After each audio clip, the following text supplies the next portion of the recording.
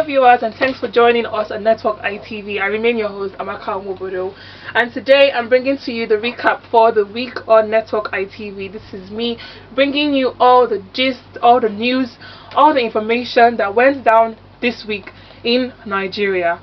So let's delve into the recap for the week.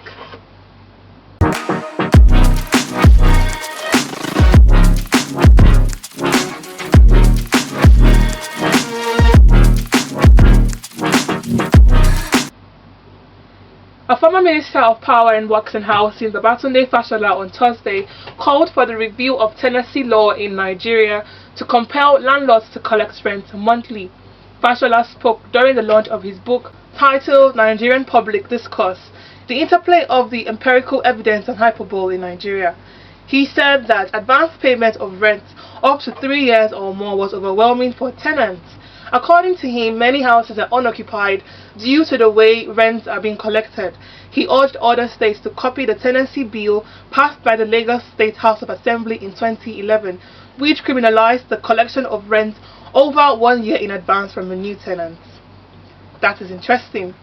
Also, during the week, we saw the Super Eagles of Nigeria that they qualified for the finals of the African Cup of Nations (AFCON) happening currently in Ivory Coast. Nigeria defeated Bafana Bafana of South Africa on a 4-2 penalties in the final semi at the Boaké Stadium on Wednesday. The match finished on 1-1 after extra time, and the three-time champions will face host Ivory Coast in the final on Sunday. Stanley Nwabili was the hero of the night as he saved 2 penalty kicks. The Nursing and Midwifery Council of Nigeria announced revised guidelines and requirements for individuals applying for certificate verification with foreign nursing boards and councils. Applicants are now required by the council to have at least 2 years of post-qualification experience from the date of issuance of their permanent practicing license. Head of Department D.O. Tokumbo instructed all departmental, sectional and unit heads of the council to immediately implement the new verification fee without any explanation. That's a tough one for nurses. President Bola Tinubu says social media has become a societal menace and must be regulated. The president, who spoke through his chief of staff, Femi Gbajabiamila, at a recent event in Lagos, stressed the importance of accurate information in policy formulation and national development.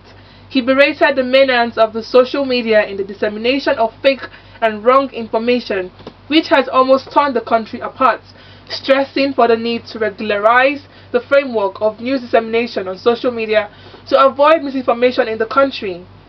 He emphasized the importance of data in policy formulation for the growth of the country, stating that no developing country can succeed without adequate and well-informed data. The Super Eagles player paid tribute to 4 Nigerians who lost their life during the AFCON match against South Africa.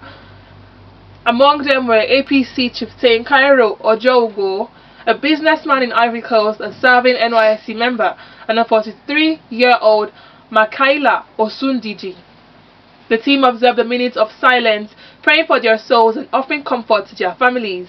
Tragically, another father of 2 in Ogun State also passed away while watching the Nigeria vs South African game at a public football viewing center in Abeokuta, reportedly due to the shock after Nigeria's second goal was invalidated.